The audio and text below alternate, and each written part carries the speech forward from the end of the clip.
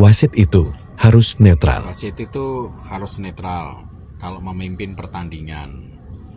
Kalau salah satu peserta pertandingan itu ada yang menjadi kerabatnya si wasit, untuk fairness-nya maka si wasit harus mundur. Selamat sore Bapak dan Ibu. Hari ini bertemu lagi dengan Mega Wijaya dalam diskusi politik dan hukum. Nah, saya mau mengangkat topik mengenai tentang umur calon wakil presiden yang terkait dengan Gibran Raka Buming Raka itu.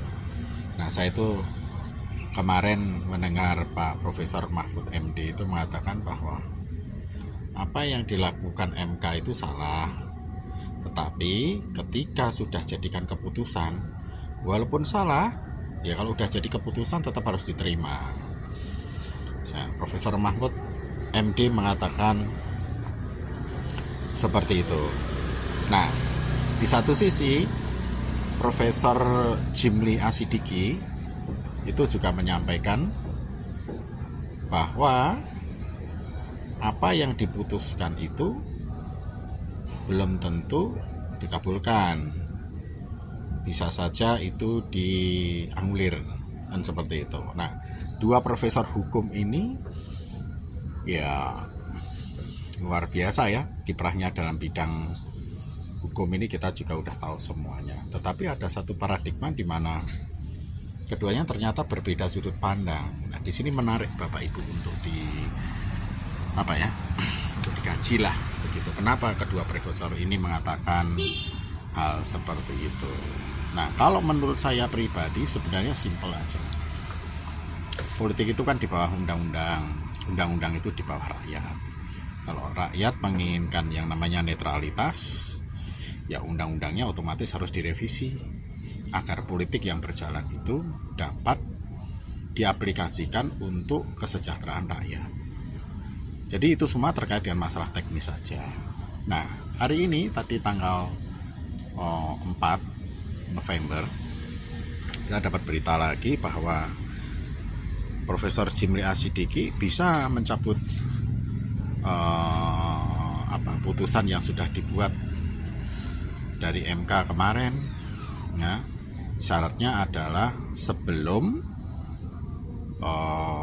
pendaftaran Capres dan Cawapres ini selesai, yaitu tanggal 8 November, sehingga biar tidak ada yang namanya prasangka negatif lah gitu. Nah, ini satu peluang yang bagus Bapak Ibu untuk dapat dikatakan bahwa hukum di Indonesia itu masih bisa dipercaya lah. Karena apa? Kalau memang hukum ini sudah tidak bisa dirubah, nah berarti hukum ini akan jadi statis.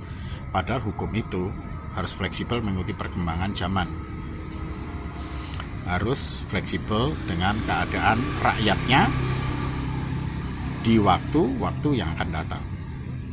Kalau misalkan hal itu tidak terjadi, wah susah juga gitu. Jadi dalam hal ini ada sebuah kesempatan yang bagus bagi wacana hukum sendiri dan juga wacana politik, bahwa apa yang sudah terjadi itu belum tentu harus menjadi hal yang absolut. Dan ini bagus, karena kalau hukum itu sendiri tidak fleksibel, ya maka keadilan itu tidak akan ada, apalagi untuk rakyat Indonesia. Dan ini kaitannya dengan peradaban umat manusia di Indonesia loh Bapak Ibu. Kalau sampai salah memilih siapapun pemimpinnya, ya repot juga bangsa ini. Terlepas dari siapa yang memimpin dan lain sebagainya, fokus utamanya adalah bagaimana hukum ini mengiringi fenomena politik yang terjadi di dalam masyarakat. Jadi kedua paradigma atau statement yang diberikan dua profesor ini menarik untuk dikaji, bahkan untuk diteliti juga. Kalau misalnya ada rekan-rekan mahasiswa yang ingin menelitinya, atau mungkin juga para praktisi yang ingin mendalaminya, ya, bahwa dua hal yang bertentangan dari dua profesor hukum ini menarik untuk dikaji. Dan bagi teman-teman dan juga bapak-bapak atau ibu-ibu yang juga mengamati konstelasi perpolitikan Indonesia, ini penting untuk kita.